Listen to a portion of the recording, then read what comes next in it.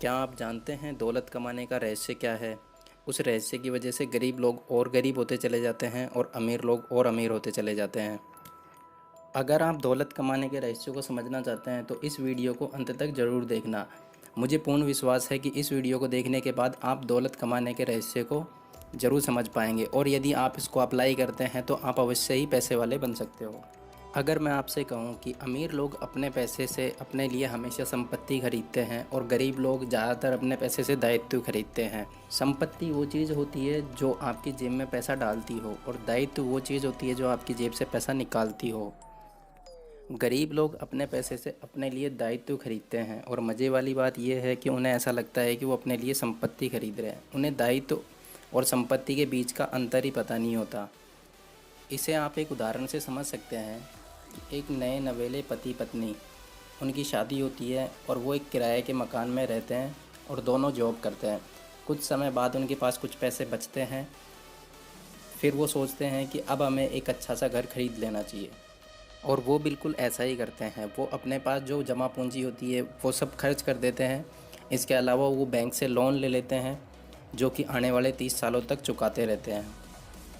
कुछ समय और गुजरता है, वो और कड़ी मेहनत करते हैं और फिर उन्हें कुछ टाइम बाद लगता है कि अब एक कार और होनी चाहिए।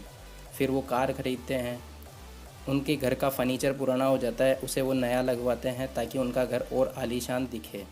फिर एक दिन रात को उनको नींद नहीं आती तो वो बैठ के सोचते हैं कि वो बहुत ज़्यादा कर्ज़ में डूबे हुए हैं, बहुत सारे क्रेडिट कार्डों के बिल के भुगतान बाकी हैं।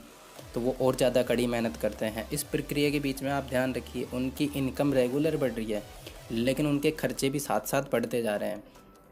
अब क्या होता है कि वो क्रेडिट बैंक से लोन ले लेते हैं, क्रेडिट कार्डों का भुगतान कर देते हैं। फिर कुछ समय बाद उनका पड़ोसी बोलता है कि संडे मार्केट की सेल लग रही है, चलें शॉपिंग करने। तो वो बोलते हैं कि मुझे कुछ नहीं ख़रीदना, मैं हाँ देखने चल सकता हूँ, यदि मुझे कुछ पसंद आ जाएगा तो मैं ख़रीद सकता हूँ। और फिर वो जाते हैं शॉपिंग करने और साथ में क्रेडिट कार्ड लेके जाना नहीं भूलते। और फिर कुछ समय बाद उनके बच्चे बड़े हो जाते हैं और फिर उनके बच्चे वही प्रोसेस वापस दोहराते हैं जो उनके माता पिता ने दोहराई। तो ये प्रोसेस पीढ़ी दर पीढ़ी चलती रहती है। अब मैं बताता हूँ आपको कि गरीब आदमी का पैसा कहाँ खर्च होता है और पैसे वाले आदमी का पैसा कहाँ खर्च होता है। गरीब आदमी अपने पैसे से दायित्व खरीदता है। दायित्व में क्या क्या खरीदता है? टैक्स देना पड़ता है उसको, मॉर्गेज लोन की किस्त देनी पड़ती है उसको, स्थायी व्यय देने पड़ते हैं, भोजन कपड़े मनोरंजन इत्यादि में वो ज़्यादा पैसे खर्च करता है अमीर आदमियों की तुलना में। वहीं अमीर आदमी अपने पैसे से बॉन्ड्स खरीदता है, स्टॉक खरीदता है, नोट्स खरीदता है, रियल इस्टेट खरीदता है, बौद्धिक संपदा खरीदता है। इसके फलस्वरूप उसकी इनकम और ज़्यादा बढ़ जाती है और उसकी इनकम में उसको डिविडेंड प्राप्त होते हैं, ब्याज प्राप्त होते हैं, रॉयल्टी प्राप्त होती है, किराए से आय प्राप्त होती है।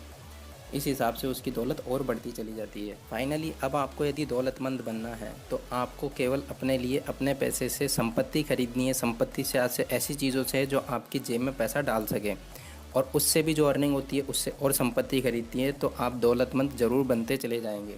दोस्तों, यदि वीडियो आपको अच्छा लगा है तो लाइक कीजिए, अपने दोस्तों के साथ शेयर कीजिए और चैनल को ज़रूर सब्सक्राइब करना। यदि आपकी कोई शिकायत या सुझाव है तो नीचे कमेंट बॉक्स में कमेंट करके ज़रूर बताना। फिर मिलते हैं किसी और वीडियो में, तब तक के लिए गुड बाय।